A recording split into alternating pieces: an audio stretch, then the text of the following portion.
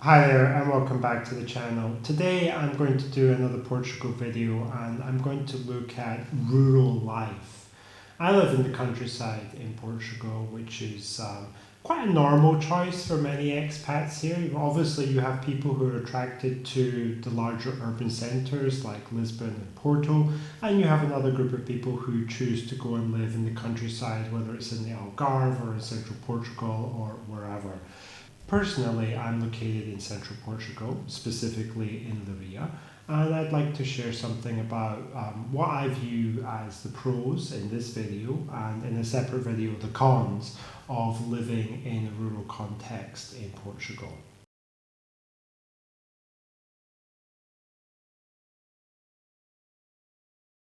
First of all, I think this is quite an obvious benefit. If you choose to live in the countryside, you get more for your money. I think that's basically the case almost everywhere. Well, some exceptions like the Hamptons or something, but in essence, the countryside has cheaper property prices versus urban areas, and what you would get for your money in Lisbon is very different. For the same money in rural Portugal, you can get much more house.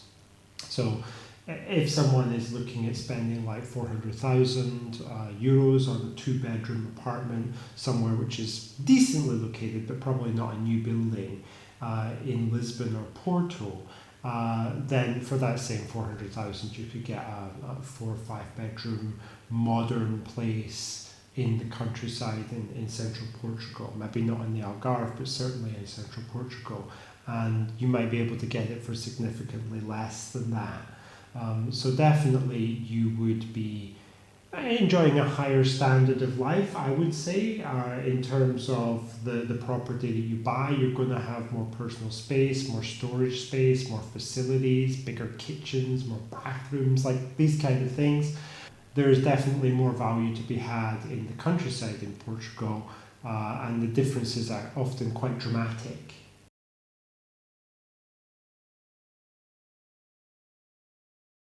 The second aspect, which is good about the countryside, is also quite obvious in that it's quiet.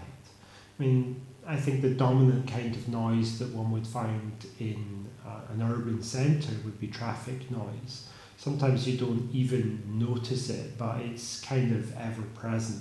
I lived for almost a year in Coimbra, which is not a large city in Portugal by any means, but it was noisy. You had the noise of the traffic. The roads are quite narrow, and the apartments that are constructed there are quite close to the road in many cases. And you definitely hear when a car goes past or when a truck goes past, you really know it.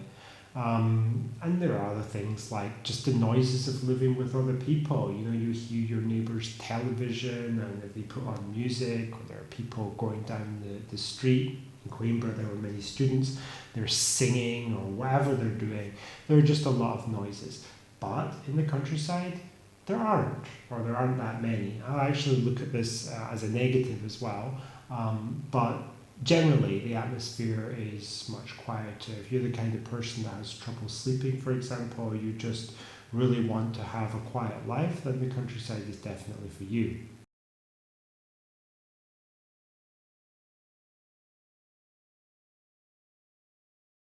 For those people who want to have dogs and cats and go for a walk with their dog through the forest or something like that, then living in the countryside is obviously better. I mean, some people think that it's fine for a cat to live in an apartment and never come out and go to the toilet in a litter tray and stuff. I don't share that opinion, and I think that animals, if you're going to have them, need exercise. They need to have a sense of their territory and that kind of thing, whether it's a dog or a cat. And I also think they should have the freedom to explore that territory. And if it's a dog, it needs to go out for a walk at least once a day, preferably twice. Personally, we have a dog, and I take her out for around an hour and a half to 2 hours at least per day. That would be if we do one walk, and perhaps more if it's cooler weather. But with it being summertime at the moment, it's a bit difficult. In the same vein, the environment, thinking about like the forests and trees and everything around you is much more pleasant, it's much greener. in the countryside, and it's a great place to go for a walk with your dog or just go out and appreciate the countryside. There are many kind of outdoorsy things that you can do in the countryside that aren't so possible so easily in the city.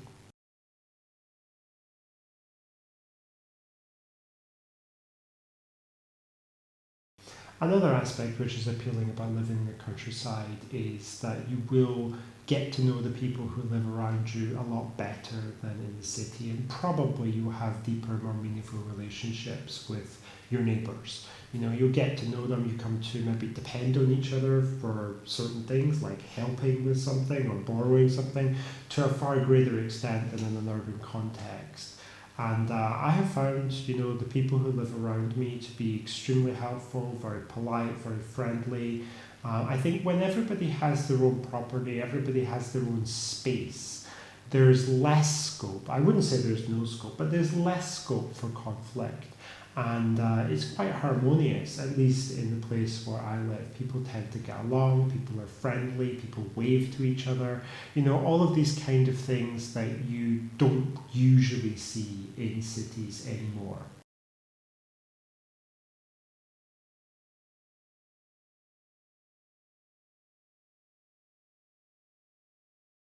Another benefit applicable to people from overseas is that many government processes are quicker when you're living in the countryside. If you can resolve a process in, for example, your local municipality, go to the Camera Municipal or the Citizen's Shop, Loja de Cidadão, the waiting times in most places in the countryside are far, far less in comparison to, for example, Coimbra, where I lived.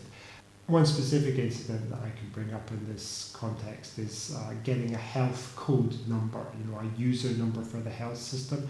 It took maybe 4, almost 5 months for me to get my numero de utente, which is my health user code in Coimbra. And that's by no means a large and overcrowded city.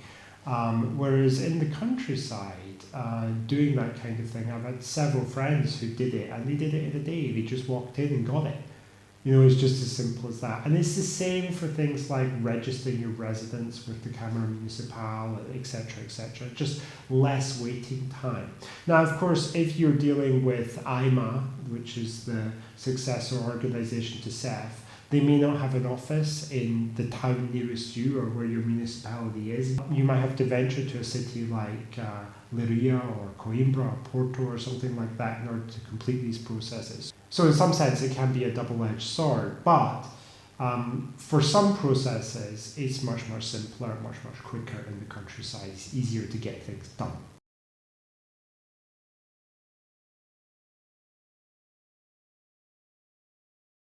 Another favourable aspect about living in rural Portugal is definitely the absence of crime and also the absence of fear of crime. No one around me is talking about the possibility of home invasions or things like that. I haven't heard of robberies or thefts or violent attacks or people having their home broken into or anything like that in the time that I've lived here. And it's an atmosphere which is very relaxed. Many people think it's safe to go out without even locking their doors or putting their shutters down. Some people who recently came from places like the UK where it's not safe to go out without locking your doors anymore. They still continue in those habits. But really, in rural Portugal, it's the kind of place where crime really isn't a thing. But if you do go into the cities, and as I said before, I lived in Coimbra, I saw quite a bit. I saw a lot of vandalism and obviously graffiti. How you categorise that in Portugal is as a crime or not, it's open to debate. But I saw some cars with smashed windows and people had obviously taken things out of there. I saw in the news that guys went into shops and robbed them and things. So there's pickpocketing that goes on in the main thoroughfare, the kind of walking street that they have in Coimbra. So definitely it's something to be aware of. Crime is present in cities. It tends not to be present and not so visible in the countryside.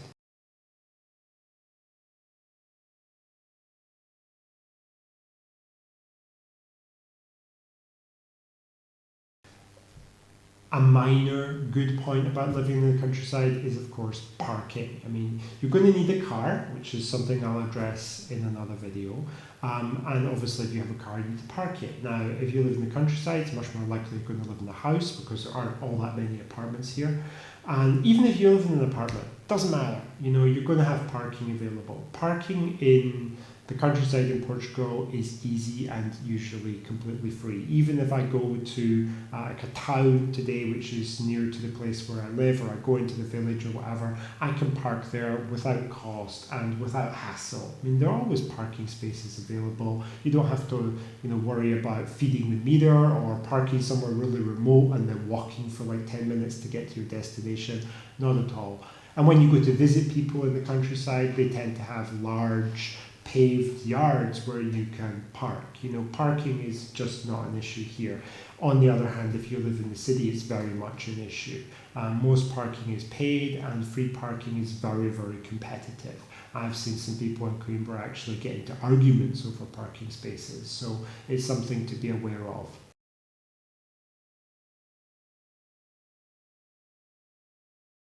Maybe the last point that I will make, which is positive about life in the countryside in Portugal, is that the cost of living is considerably lower.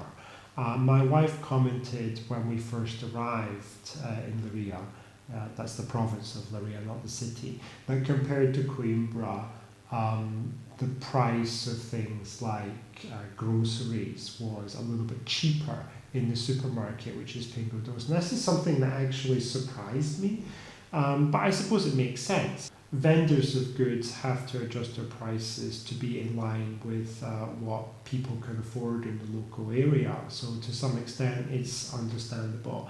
The difference is not huge, but there is a difference, and things are cheaper in supermarkets in rural areas.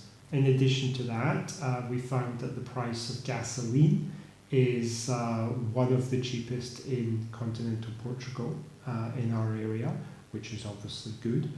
I'm not sure whether that's replicated throughout the country, but it does seem to be the case that you could get fuel more cheaply in parts of the countryside than you can in some cities.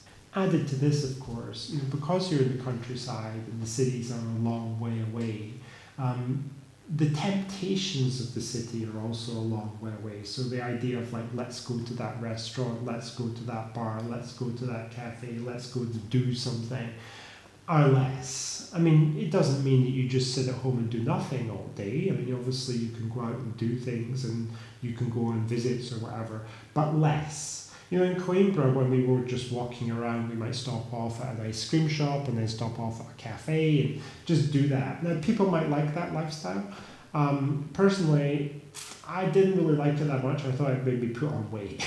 But if you like that, then that's fine. But if you choose to live in the countryside, then it's more effort to go and do things like that. And because it's more effort and people are, to a certain extent, innately lazy, you just do less, and therefore you find that you save money as a consequence, which, it's not a bad thing to have a lower cost of living, is it?